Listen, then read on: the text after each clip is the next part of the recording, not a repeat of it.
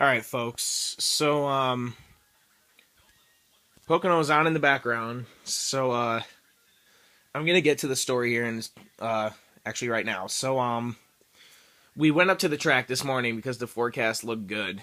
And, when we got there, it was raining. Like, it was misting and it was raining, and they were still drying the track, and the track was soaking wet. Like, literally, we drove up to the track like we were on Long Pond Road where the track is, and we were stuck in traffic, and, like, the jet dryers were out there, and it was misting and it was raining, and we, like, looked at the forecast and everything, and, like, we figured by the time they got the track dry and, like, got everything going, it would start raining again because it was supposed to.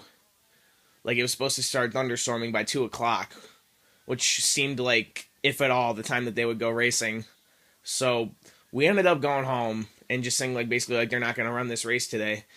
Well, that forecast was completely wrong, and they've gotten in 135 laps so far and counting. And now fog is rolling in with Chris Buescher in the lead, and Kyle was in ninth, and he was in position for a win until that last restart. And then he had to, like, we had the wrong pit strategy all day, and our car has sucked all day. So yeah, basically I missed the race, and I didn't go back up there because I didn't see a point in going back up there. Because, like, obviously I thought they were just gonna go halfway and then call it for rain because I was still ready for, like, that storm that they were supposed to get and everything. So basically that was a bust because they got in the race today like, they're basically probably going to get in the whole thing unless this fog ends the race, which it might because you can't see turns 1 and 2. Yeah, that's a thing. Yeah, that really frustrated me when I got home that, like, the drivers were, like, getting in their cars and, like, they were getting ready to go green and, like, doing pre-race ceremonies and everything. I'm like, are you kidding me? Because, like, that could not have gone any worse. Like, the forecast, like, could not have been more wrong, and we couldn't have been more wrong about the situation we thought we were in. And it was just like, oh, it sucked. But I got free tickets anyway, so it's not like I paid for it and just wasted the tickets. I got them for free, so at least there's that. Ooh, at least there's that. The other thing I'm gonna do in this video is show you guys the Kyle Busch diecast that I got in the mail today. I got 4 because I mentioned a couple videos ago that I found that one website that had a lot of rare ones.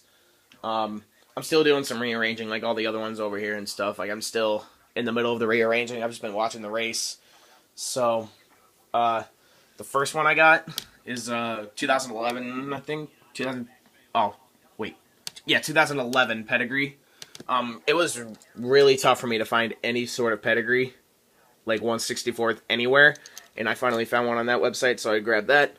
And then we have the 2010 Mrs. Green, like, M&M's vote, like, America's favorite M&M's character, Mrs. Green paint scheme from 2010. And then we have the Richmond 911 tribute car from 2011. Finished like 6th or 7th or something in that race, I believe.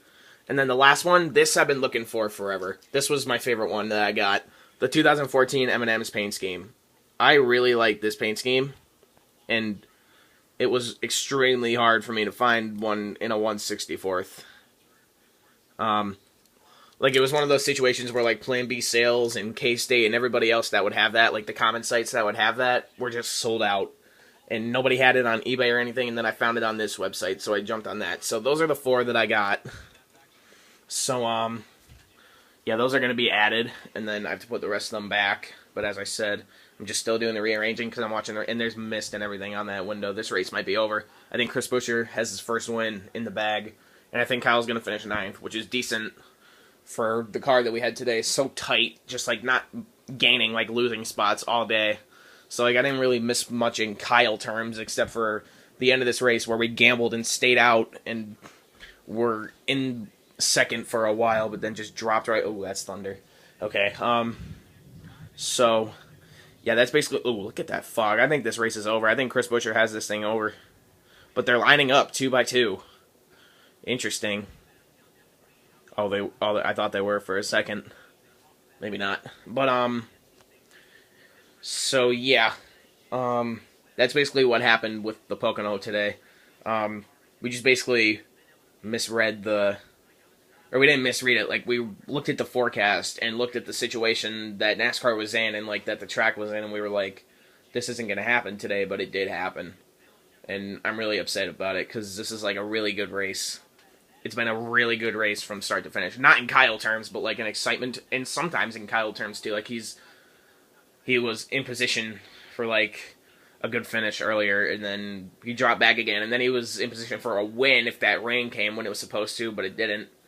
So now we have 23 to go with fog and like mist in the area, and those storms might be starting because they're starting here. I'm like 45 minutes away from the track, so yeah, those storms might be coming. So this race could be over, but so yeah, that's what happened there. I'm really upset about it, but it is what it is.